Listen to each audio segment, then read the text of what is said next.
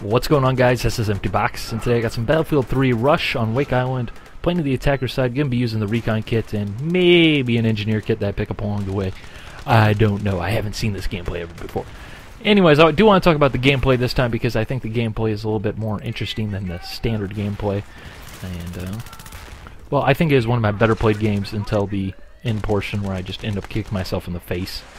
But, it's not because it becomes horrible, it's just frustration with myself, because I'm that type of person.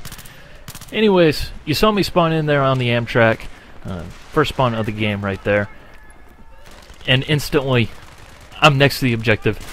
The enemy team basically allowed our Amtrak to just drive right on up the beach, and you can't do that. Hop out, put the motion sensor down, put the spawn beacon down, and that serves a dual purpose, I should say. And one of them is the fact that you obviously have the backup of the spawn beacon if you die, if your squad goes down, which, you know, the spawn beacon alone in Rush in an open area like this, it's basically going to allow me to parachute down. I can instantly land behind enemy lines and just proceed to shoot them in the back, then pop three of my buddies out my butt, and boom! A full four-man squad behind enemy lines, and just killing everybody. It's super. Or alternatively, it has a second advantage that you don't really think of much, and that is the beeping noise that they make. Now obviously the tugs will beep pretty much all the time, the motion sensor, or the spawn beacon as well, and most players tend to think of that as a downside and everything, but in reality you can use that to your advantage and get players to go looking for that equipment to distract them from the objective. Now the advantage that that obviously has is if there's one guy who's kind of preoccupied or worried about a motion sensor, he's not going to be pushing the objective as hard, so he's going to be distracted, he's going to be doing other things. Or alternatively, he leaves it alone. Hey! Easy points! Because I'm going to see that guy on my motion sensor, someone's going to spot him, someone's going to kill him, or if I die, I can just spawn in, like I mentioned, boom. It's a win-win.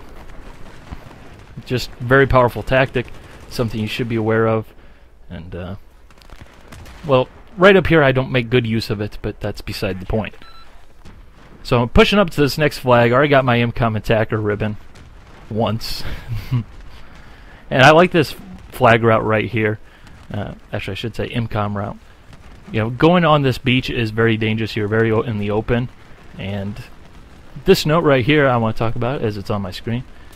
Knifing this guy, probably the best move I made on this set of MCOMs.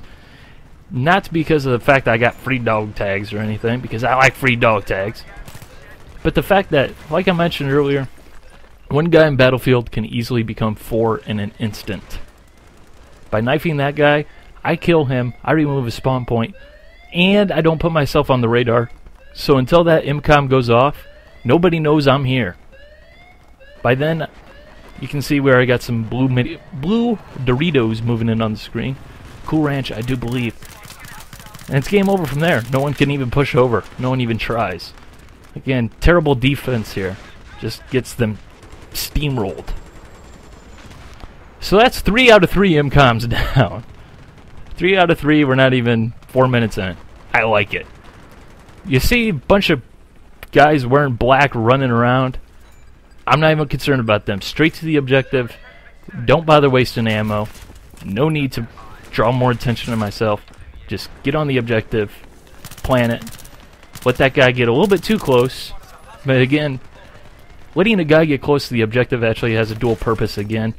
You know, when I see my team on the objective and that little diffuse meter starts going down, you know, it's kind of like, okay, yeah, we got guys in there. We took the MCOM back over. It's good to go, right? Wrong. In hindsight, I probably could have let that guy defuse a little bit longer. Obviously, because I did have the MP7. Really strong close quarters weapon. And hi, tank! Thanks for that kit there, pal. Yeah. That's just the kind of game this was here.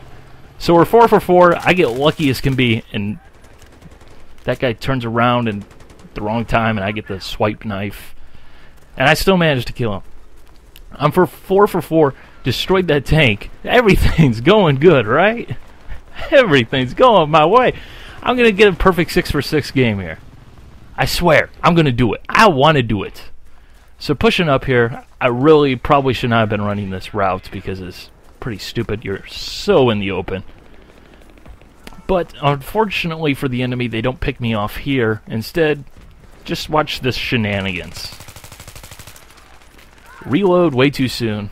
I should have made sure that guy was actually killed. And then I die. Back-to-back 90-plus kill assists. So yeah, that's pretty bad. I get revived, though.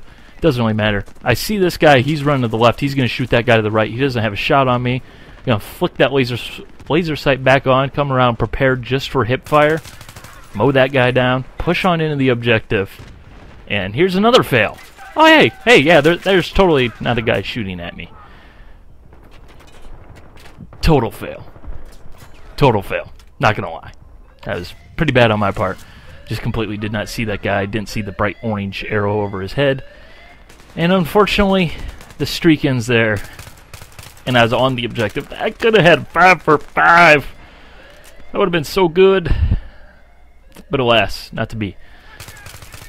So just kind of set up shop here, and obviously you want to hold the objective. You want to hold the site. You don't necessarily just want to sit in that one room, because if you do sit in that one room, you're just basically going to get grenade spammed to death. You need to spread out, move out. Not just control the room with the objective, but control the area. That is absolutely crucial. Here I'm playing downhill. Probably not a good place to be again. However, I do have that rock in front of me. I am in shade, so it's going to be a little bit harder to see me. Yes, that is something you probably don't think about too much, but you probably should be. And then here's another rather bad play, in my opinion. I saw that sniper on that rock to my right, and I was a little bit overly concerned with him. And I end up waiting too long to take my shot on the guys at the top of the hill where that guy just killed me from. Because I didn't want to put myself on that mini-map. I didn't want to give myself away. I didn't want to have a giant sign that said, "Shoot me, shoot me, shoot me, I'm in the open." But, alas, my team did push up through the middle. And, well, there's already a guy planting, and I'm right there by that objective. Ain't it nice? But this one is going to blow up here. And it's going to be a pretty short game. Absolutely no editing has been involved in this. 100% legit, and you'll see here, reasons to play the objective are pretty clear. You get more points, more action, it's more fun. You'll get more kills, you'll probably die more, but if you get revived a lot, it doesn't count. So you know what? I end the game with plenty of objective points, plenty of kills for the short game, not very many deaths, good KD, good objective score. That's a win-win in my book. So play the objective. Alright, bye.